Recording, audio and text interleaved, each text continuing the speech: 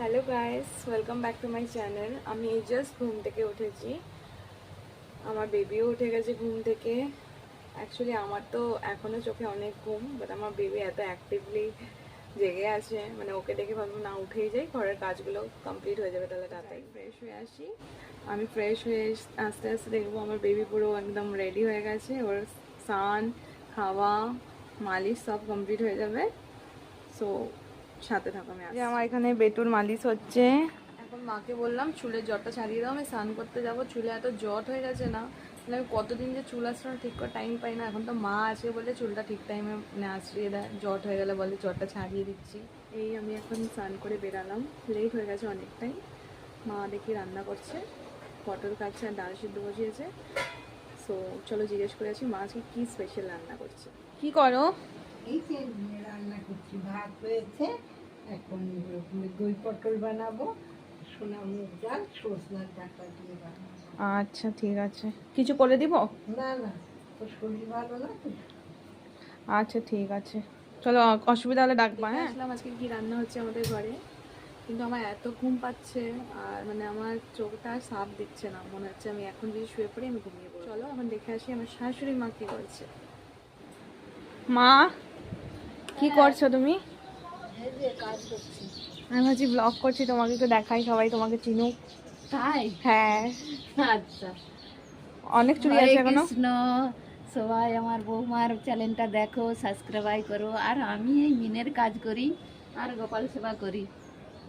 হ্যাঁ ঠিক আছে, তুমি করো। হ্যাঁ, হ্যাঁ, নাতিকে চুপ করাচ্ছি, ঘুম পাড়াচ্ছি। আর এই যে নাতি ঘুম পেয়েছে, ওয়া ওয়া করছে, দেখো এই যে, দেখো শোনা। ও না না না, রাধে। আর এমনকি রাধারামের মহিমা, রাধে রাধে বললেই চুপ হয়ে যায়, আর রাধে রাধেই চুপ হয়ে যায়। পুরো বিজি হয়ে আছে, আমি একমাত্র ফাঁকা হয়ে আছি। সো ইটস বেস্ট টাইম কি আমি ঘুমিয়ে পড়ি। কুকুও ঘুমাচ্ছে, আমিও ঘুমিয়ে পড়ি ওর সাথে সাথে। কারণ একটা কথা আছে না, বাচ্চা যখন ঘুমায় তখনই তার মারও তার সাথে ঘুমিয়ে পড়তে লাগে।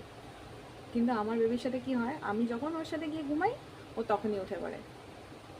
Let's try. আজকে অনেকক্ষণ পরে আবার ভিডিও করেছি, দুপুরবেলা একদম টাইম পাইনি ভিডিও করার।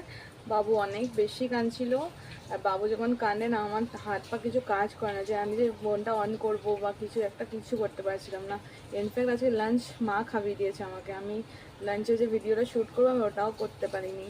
এখন যা হোক করে বাচ্চাটাকে আমি স্নান করিয়েছি, তারপরে ওর ড্রেস ফ্রেস চেঞ্জ করেছি, নিজে ফ্রেশ হয়েছি। এখন ও খেলছে, চলো তোমাদের সাথে শেয়ার করছি কিভাবে কিভাবে খেলে, কি কি হারকাত করে ও খেলতে।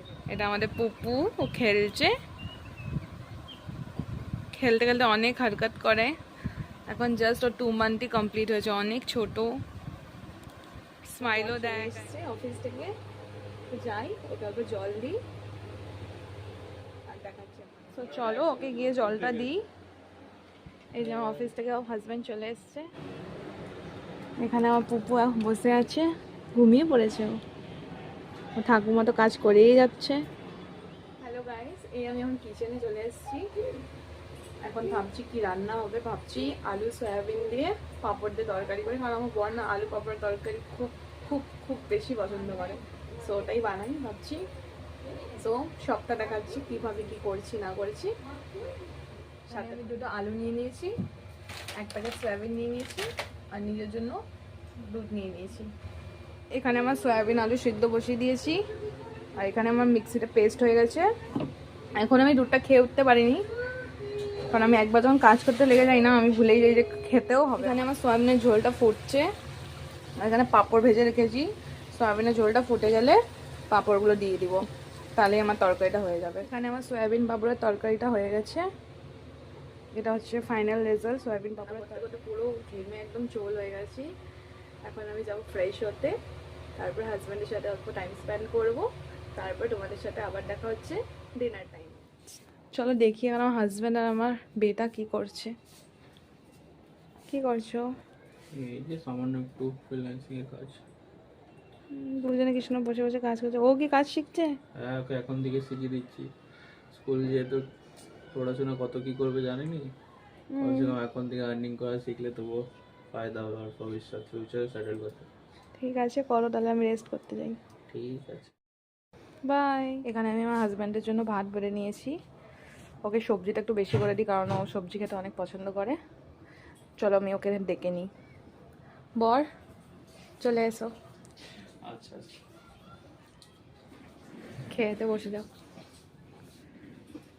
আমি খাওয়াটাও রেকর্ড করবে? না না, অল্প খেতে বলো কেমন হয়েছে। আচ্ছা।